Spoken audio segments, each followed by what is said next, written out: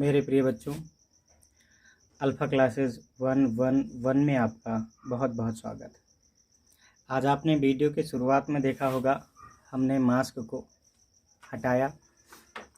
इससे एक संकेत मिल रहा है कि कोरोना का एक बार फिर से प्रकोप भारत में ही नहीं वरन पूरे विश्व में प्रबल रूप से आ रहा है। और पहली लहर, दूसरी लहर, कई देशों में अपनी जो भी लहरें होंगी, हम लोगों को सीख मिली। सीख ये मिली कि जितना हम अपने आप को सुरक्षित रखेंगे उतना ही हमारे लिए ये बड़ा सुविधाजनक होगा। तो हमारे मास्क लगाने का मतलब ये नहीं कि हमारे यहाँ भीड़ है या कोरोना से संबंधित है इसलिए लगाए हैं। ये तो है ही है, इसके साथ साथ इसके माध्यम से हम आपको एक संदेश देना चाहते हैं और एक रिक्वेस्ट करना चाहते हैं आप सबसे कि हमें फिर से कोविड का जो भी है वो गाइडलाइन का पालन करना चाहिए। हमेशा की तरह हम अपने आप को इतना दिमाग में रखें कि पूरी तरह से अगर हमें सुरक्षा में अपने आप को रखना है तो हमको इस बात का पूरा ख्याल रखना है कि कोरोना से बचें। हम पहले एक कंडीशन में पढ़ाए थे कि कैसे अल्फ़ा किरणों के बारे में हम बताए थे, और ये अल्फ़ा किरणें जो हैं निश्चित तौर से एक ऐसी किरणें होती हैं जो धनात्मक होती हैं। अब हम आपको बताएं तो बड़ा महत्वपूर्ण है और लिखा भी है। अभी इसके बाद से हमने कोई वीडियो शूट नहीं किया। अब आज मैं इस पर और गहन अध्ययन कराऊंगा। जैसे बात किया था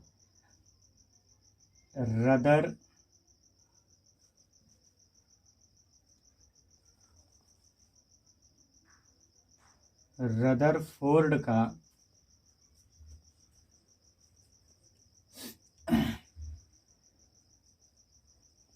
परमाणु मॉडल।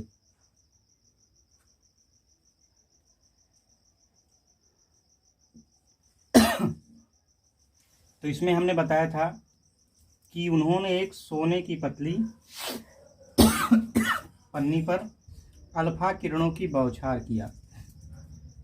तो 3 विभिन्न स्थितियां देखी। पहली स्थिति थी कि कुछ किरणें पन्नी के आर पार चली जाती हैं। दूसरी स्थिति थी कि कुछ किरणें जो है अपने पथ से विचलित हो जाती हैं। ये अल्फा किरणें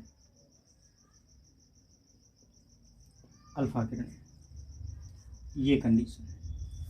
और तीसरी स्थिति थी कि किरणें जाती हैं और टकरा करके वापस चली जाती हैं। हमने यहाँ तक डिस्कस भी किया था और आपको समझाने का प्रयास किया था। इस प्रयास में सबसे महत्वपूर्ण फैक्ट यही है कि इन किरणों के द्वारा इन 3 घटनाओं को प्रदर्शित करना। और हमने बताया था कि जो अल्फ़ा किरणें होती हैं वो धनात्मक होती हैं और ये एक रेडियो एक्टिव किरणें हैं। रेडियो एक्टिवता के बारे में भी हमने बताया था कि हमारे ब्रह्मांड में, प्रकृति में कुछ ऐसे तत्व पाए जाते हैं जो अपने भीतर से स्वतः तीव्रवेधी किरणों का उत्सर्जन करते रहते हैं। तो बच्चों, अब मैं बात करूं कि ये सीधे क्यों चली जा रही है। आइए हम एक ऐसे गोला रखते हैं। हम मानते हैं ये इसका वो सोने की पतली पन्नी का एक दूसरा रूप है। वही है फिलहाल दूसरे कंडीशन में, जहाँ से अल्फ़ा किरणें जा रही हैं, अर्थात कुछ एक ऐसा क्षेत्र है जहाँ ऋण है। क्यों? क्योंकि धन आवेश वहीं से जा सकता है जहाँ पर ऋण है। फिर देखिए इस चित्र में आपको दिख रहा होगा कि एक स्थिति ऐसी है जो विचलित होना माने उस क्षेत्र को छोड़ करके जा रही है और जा किधर को रही है, वहाँ जहाँ ऋण आवेश है। तीसरा था कि जा करके रिटर्न आना। इसका सीधा सीधा मतलब है कि इतनी दूर में कुछ ऐसा है जो इन किरणों का प्रबल रूप से विरोध कर रहा है। तो रदरफोर्ड ने ये तो किया था प्रयोग में आपको लिखना है तो सीधे इसी चित्र को समझ करके आप अपनी भाषा में लिखिए। कोई ज़रूरी नहीं है कि जो भाषा आपके टीचर या मैं या कोई भी बताए वही लिखो। सीधे यही कि रदरफोर्ड ने सोने की एक पतली पन्नी लिया, उस पर अल्फा कणों की बमबारी किया या बौछार किया और 3 स्थितियां देखी। क्या? कुछ किरणें पन्नी के आर पार चली जाती हैं, कुछ किरणें अपने पथ से विचलित हो जाती हैं और कुछ किरणें टकरा करके पुनः उसी माध्यम में वापस लौट आती हैं। तो इस आधार पर उन्होंने कुछ परिकल्पनाएं, ये चित्र बना लीजिए, उन्होंने कुछ निष्कर्ष निकाले। क्या निष्कर्ष निकाले? मैं इसको समझने के लिए इसका एक छोटा चित्र यहाँ नमूने के रूप में रखूँगा ताकि आपको हमें समझाने में दिक्कत ना रहे। एक नमूने के रूप में सीधे चली गई थी, विचलित हो गई थी और वापस लौट आई, ये स्थिति। तो इतनी दूर में क्या है बच्चों? प्लस। तो इनकी पहली परिकल्पना थी, ध्यान से देखिएगा, किसी परमाणु का समस्त धनावेश एक छोटे से भाग में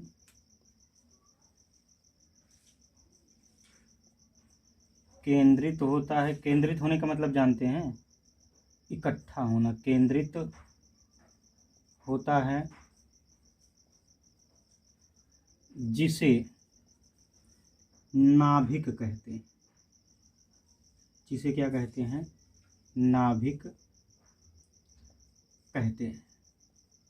देखिए, इस लाइन को याद भी करना है और इसमें एक बात क्लियर आ गई कि रदरफोर्ड ने किसकी खोज किया था? नाभिक की। हमें हर बिंदु को बहुत ही आराम से, बहुत ही सोच समझ के पढ़ना चाहिए, ठीक ना। तो किसी परमाणु का समस्त धन आवेश जो होता है, समस्त धनावेश या धनावेशित भाग, इसको हम ये भी लिख सकते हैं धनावेशित भाग, ठीक ना। धनावेशित भाग क्या होता है? एक छोटे से भाग में केंद्रित होने का, केंद्रित होने का मतलब होता है कि इकट्ठा होना। केंद्रित होता है जिसे क्या कहते हैं? नाभिक। तो इनके पहले परिकल्पना से ये हुआ कि रदरफोर्ड ने किसकी खोज किया? नाभिक की। अच्छा, दूसरा इन्होंने दिया था, बड़ा बढ़िया दूसरा भी था। इन्होंने कहा था, इसी में ध्यान से सुनिएगा, इसी नाभिक में न्यूट्रॉन और प्रोटॉन पाए जाते हैं। कौन कौन पाए जाते हैं? न्यूट्रॉन और प्रोटॉन पाए जाते हैं। इसी नाभिक में न्यूट्रॉन और प्रोटॉन पाए जाते हैं। अब इनकी कुल संख्या, सॉरी थोड़ा और अच्छे से समझा दें, नहीं हो सकता है दिक्कत हो। न्यूट्रॉनों और प्रोटॉनों की कुल संख्या को, कुल माने जानते हैं उसको जोड़ करके, न्यूक्लियन कहते हैं। न्यूक्लियन कहते हैं। ये बड़ी मज़ेदार बात। इसी नाभिक में पहली चीज़ तो इनके जो समस्त, ये देखिए इसका एक प्रारूप मैं इधर समझा दे रहा हूँ। ये जो है ये धन धन धन, और इसी धन के बीच में जो जितना अभी स्थान है, मतलब ये जो क्राइटेरिया पूरा क्षेत्र जो है ये है नाभिक। बात आई समझ में? और नाभिक में कौन पाया जाता है? प्रोटॉन और न्यूट्रॉन पाए जाते हैं। ये न्यूट्रॉन और प्रोटॉन पाए जाते हैं। न्यूट्रॉनों और प्रोटॉनों की कुल संख्या, कुल माने जोड़ लीजिए, तो उन्हें क्या कहते हैं? न्यूक्लियन कहते हैं। एक दूसरे, इससे इस कॉन्सेप्ट से क्या निकला? ये निकला कि न्यूक्लियन किसे कहते हैं, अगर कोई पूछे तो एक लाइन में, कि न्यूट्रॉनों और प्रोटॉनों की संख्या को क्या कहते हैं? न्यूक्लियन। दूसरा, जो न्यूक्लियन होते हैं ये नाभिकीय बल से बंधे होते हैं। दूसरा इंपॉर्टेंट बात ये, अब जैसे न्यूट्रॉन को हमने बताया था कि चार्जलेस होता है, और प्रोटॉन को बताया था कि धनावेश होता है। तो इसका मतलब है कि इसके आवेश से नाभिक का भी क्या आवेश निर्धारित हो गया। चलिए, तीसरा इन्होंने क्या बताया था, नाभिक के चारों ओर, नाभिक के चारों ओर क्या होता है, रिक्त स्थान पाए जाते हैं। क्या पाए जाते हैं, रिक्त स्थान पाए जाते हैं, जहां इलेक्ट्रॉन चक्कर लगाते हैं। ये बड़ा इंपॉर्टेंट ये भी है, लगाते। इनकी परिकल्पना का जो तीसरा रूप था ये भी इंपॉर्टेंट था कि नाभिक के चारों ओर रिक्त स्थान पाए जाते हैं, खाली स्थान, जहाँ कौन, इलेक्ट्रॉन चारों ओर चक्कर लगाते हैं। अब एक चीज़ तो यहाँ फाइनल हो गया बच्चों कि परमाणु के भीतर इलेक्ट्रॉन, प्रोटॉन, न्यूट्रॉन का स्थान क्या है, ये भी क्वेश्चन कभी पूछा जा सकता है। तो प्रोटॉन और न्यूट्रॉन ये नाभिक में पाए जाते हैं, इलेक्ट्रॉन नाभिक के चारों ओर क्या करते रहते हैं, चक्कर लगाते रहते हैं। नाभिक की खोज किसने किया, प्रश्न बनेगा तो नाभिक की खोज किया लॉर्ड रदरफोर्ड ने किया, ठीक ना। तो ये सारी चीज़ें हैं। एक और परिकल्पना है, इसको आप वीडियो रोक के नोट डाउन कर लीजिएगा, लास्ट परिकल्पना है, उसके बाद फिर हम आगे की चर्चा करेंगे। लास्ट इन्होंने चौथा नंबर बताया था कि चक्कर लगाते समय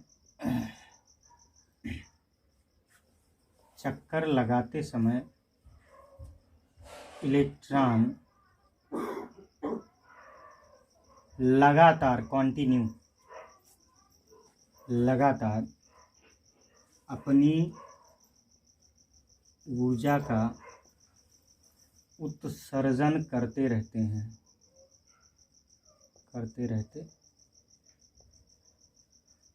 ये 4 महत्वपूर्ण बिंदु इन्होंने निष्कर्ष निकाला था। इन्होंने पहला निष्कर्ष, दूसरा, तीसरा, चौथा जो भी दिया उसमें सबसे ज़्यादा महत्वपूर्ण तीनों थे, महत्वपूर्ण ये भी है, लेकिन ये त्रुटिपूर्ण है।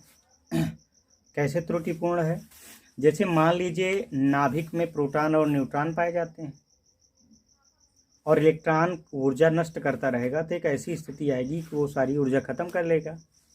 फिर इसकी जो कंडीशन होगी वो थोड़ा सा बदल जाएगी।